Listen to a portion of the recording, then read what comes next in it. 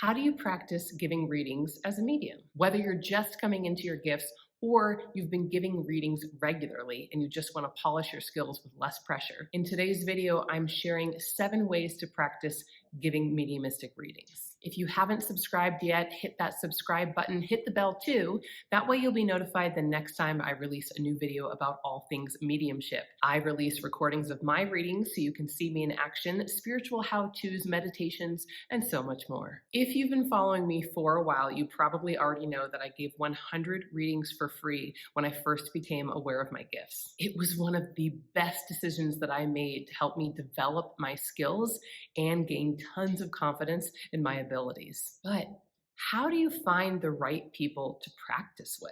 Who are the best people to practice with? And what might be important to know before you go out and try giving free readings to make sure you and your sitter are getting the most out of the experience and that you're being ethical when you do it. Some of what I'll share today are tips about how to find people to practice with.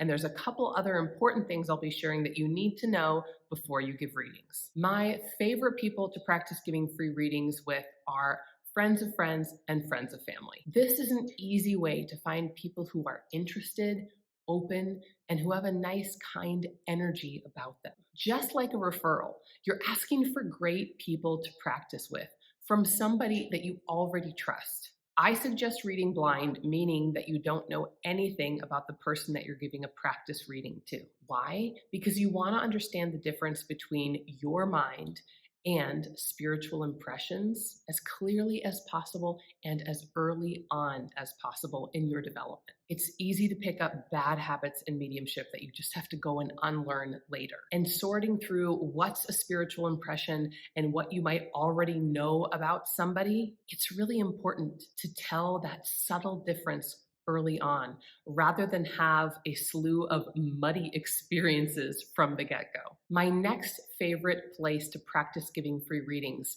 development circles. This is hands down an awesome way to practice giving free readings, and in an environment that's safe and supportive with a teacher that you've chosen who you like and respect. What I like best about this aspect is that you also get feedback when you give your reading. So if something goes awry with option 1 of giving free readings to friends and friends of family, when you're in a development circle, you'll likely have the chance to unpack what happened during the reading and get a deeper understanding of what's best for you next steps for your development. What's also to your advantage is that a teacher in a development circle will get to know your mediumship, and they'll likely be able to give you coaching that's more specific to your style and what you really need. My third way to practice giving free readings, you can take classes. Try a one-off class to help you develop your mediumistic abilities.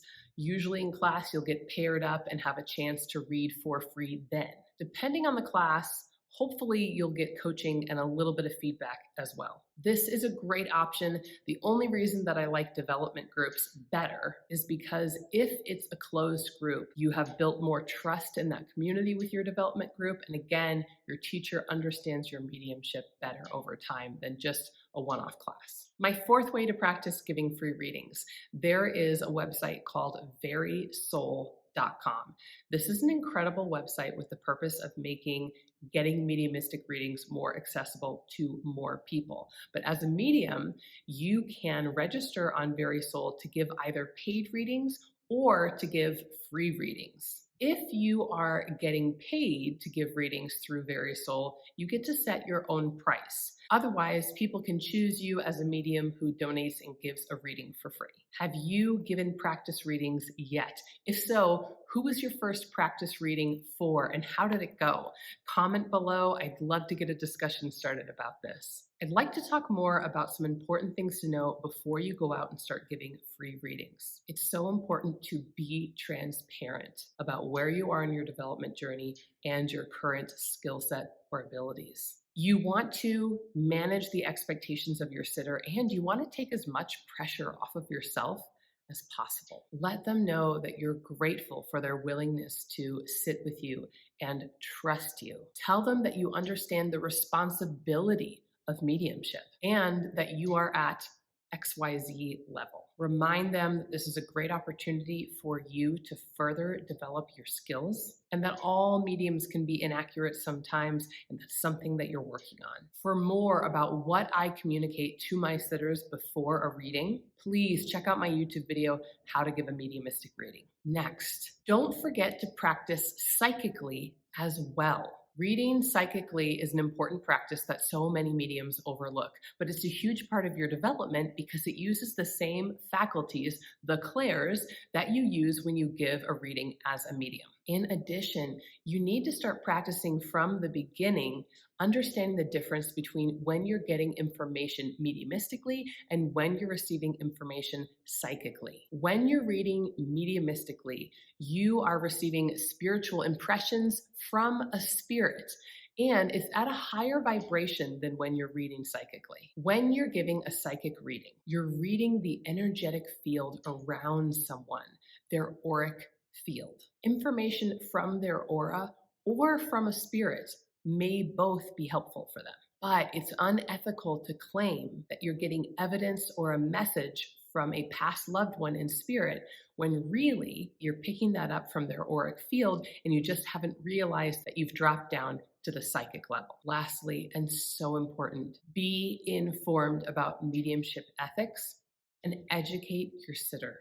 Have a full understanding of mediumship ethics, what's okay and what's not okay during a reading. Before you give your reading, explain mediumship briefly so that they have context and they know how to advocate for themselves as a sitter. I do not have an issue with people who are coming into their gifts and practicing giving free readings. I do have an issue with people getting super excited about their developing mediumship and giving readings without being fully informed of mediumship ethics. Your excitement about, oh my God, I can channel spirit, is not to be used for your own ego or entertainment on someone else. Sitters often come to readings nervous that their loved one won't show up, grieving, or emotional for any slew of reasons.